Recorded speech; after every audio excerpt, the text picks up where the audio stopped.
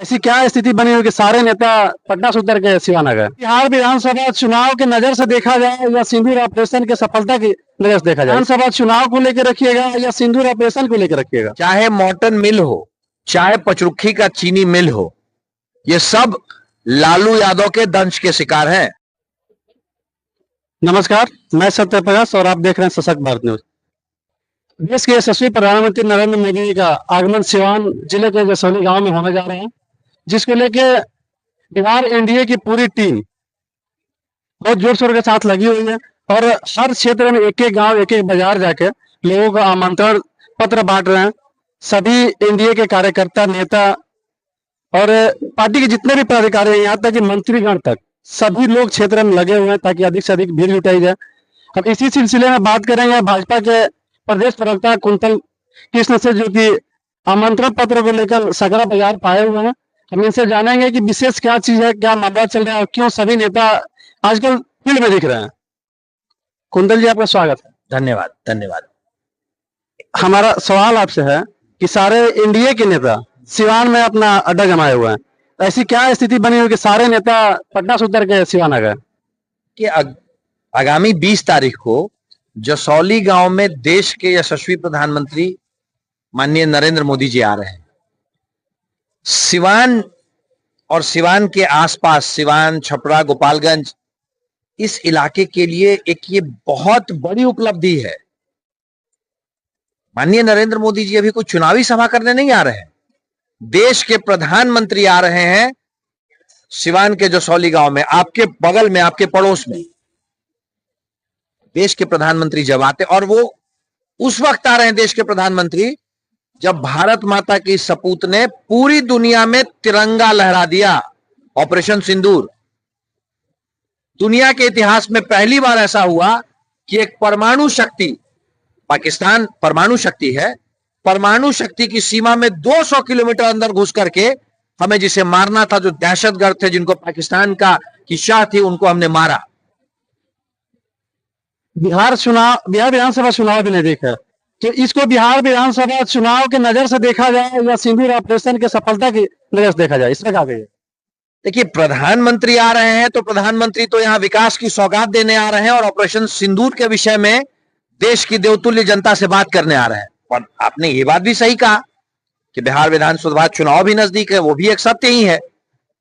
और भाजपा के सबसे शीर्ष नेतृत्व भी आ रहे हैं इस देश के प्रधानमंत्री के साथ साथ। भाजपा का शीर्ष नेतृत्व भी माननीय नरेंद्र मोदी जी ही है।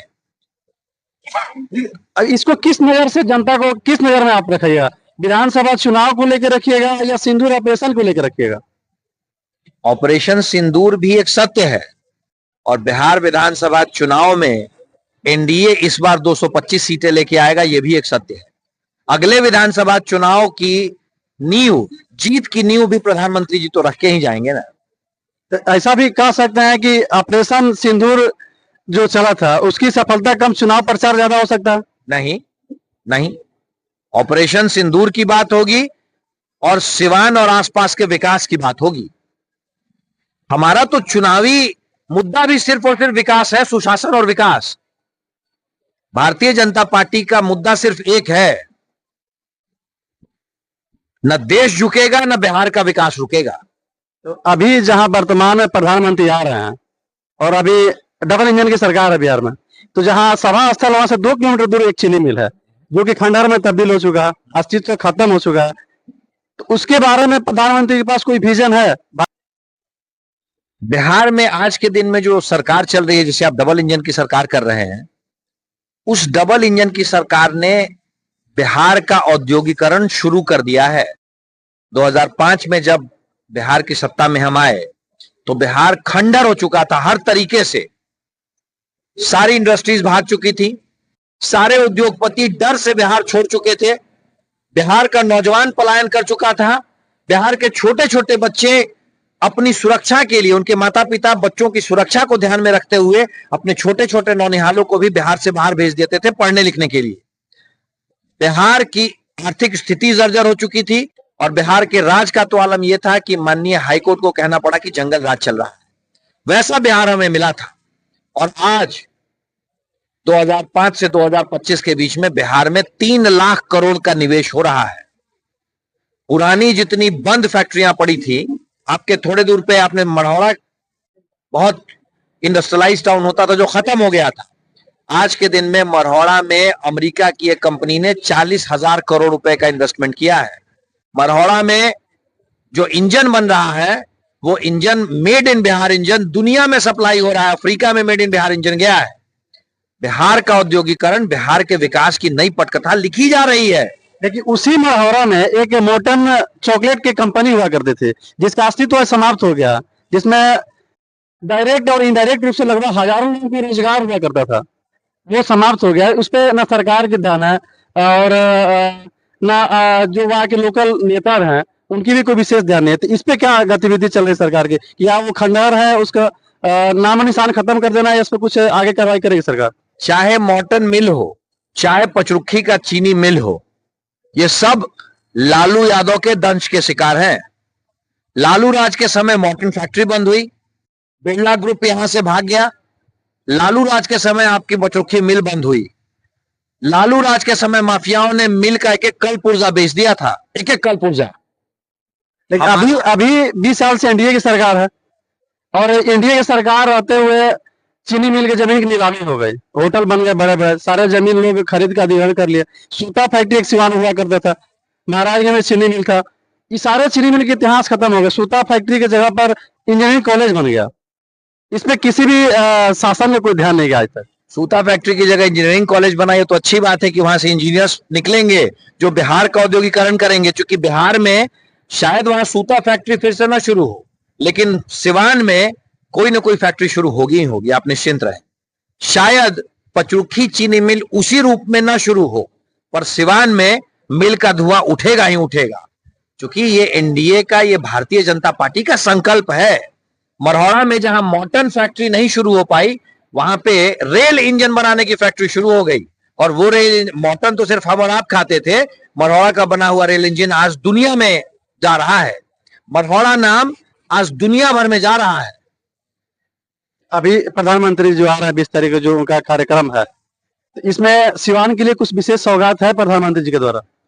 सिवान और आसपास के क्षेत्रों के लिए 10,000 करोड़ की सौगात देंगे प्रधानमंत्री, 10,000 करोड़ की। इसमें कुछ रोजगार के भी सृजन होगा? ये 10,000 करोड़ रोजगार के सृजन में ही लगेंगे।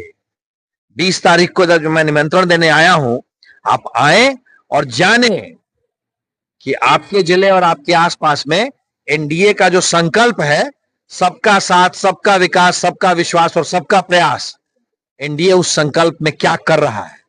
10,000 करोड़ रुपए की सौगात विकास के लिए देके जाएंगे प्रधानमंत्री उस दिन।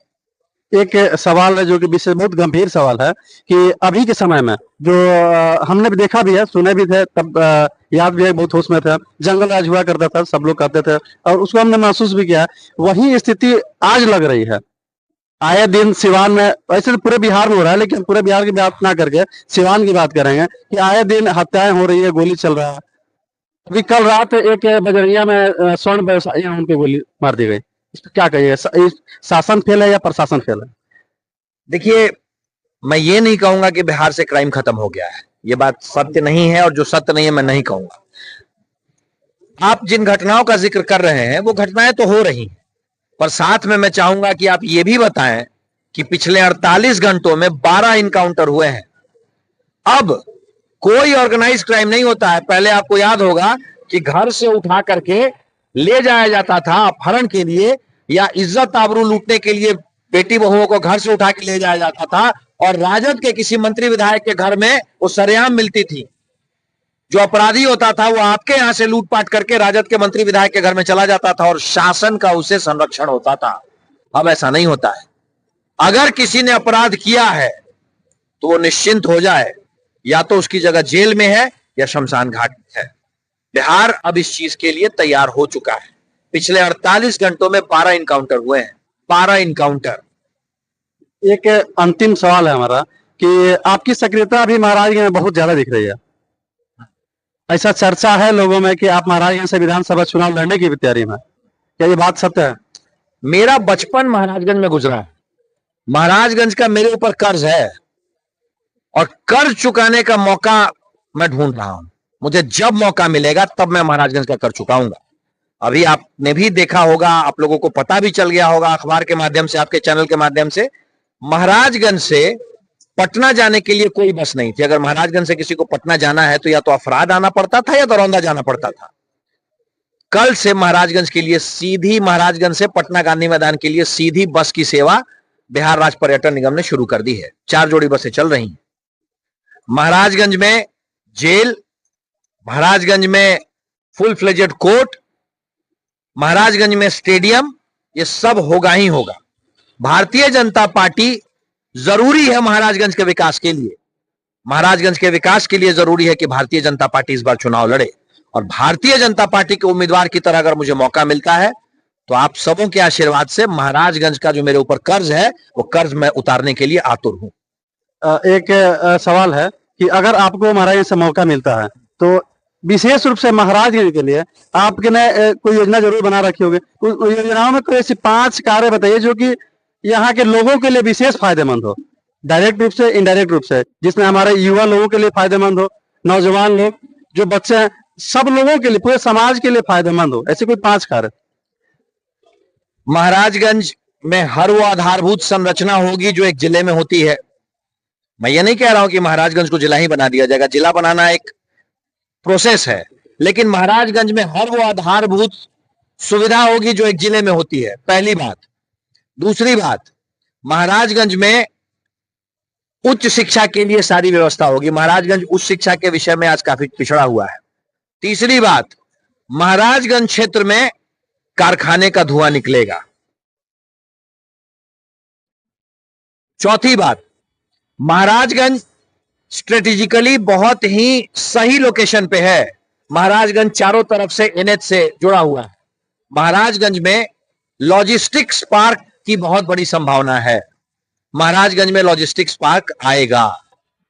पांचवी और अंतिम बात, महाराजगंज के किसानों के लिए आज के दिन में भगवानपुर में हमारा एक कृषि विज्ञान केंद्र है, लेकिन वो कृषि विज्ञान केंद्र सही में फंक्शनल हो जाए। ये 5 वायदे मैं करता हूं।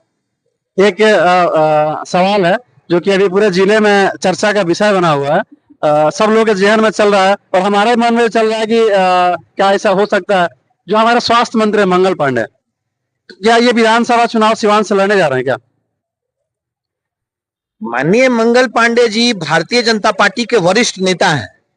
उनके नेतृत्व में भारतीय जनता पार्टी ने वो सारे काम किए हैं। आपको याद होगा 2013 में माननीय मंगल पांडे जी के नेतृत्व में ही गांधी मैदान की वह ऐतिहासिक रैली हुई थी जिसने देश में सरकार बनाने की नींव रखी थी।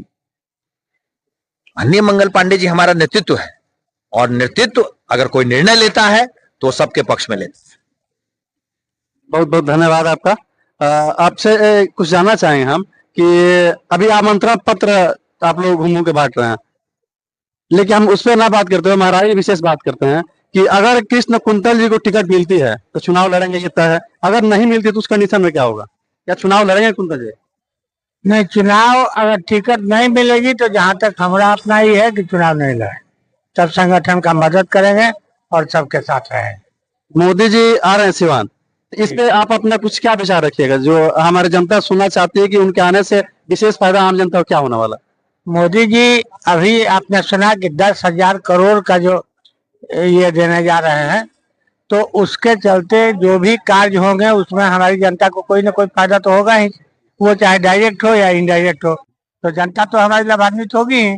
इसलिए मोदी जी का आना हम लोगों के लिए अच्छा है। बहुत अच्छा कार्यक्रम चल रहा है अभी।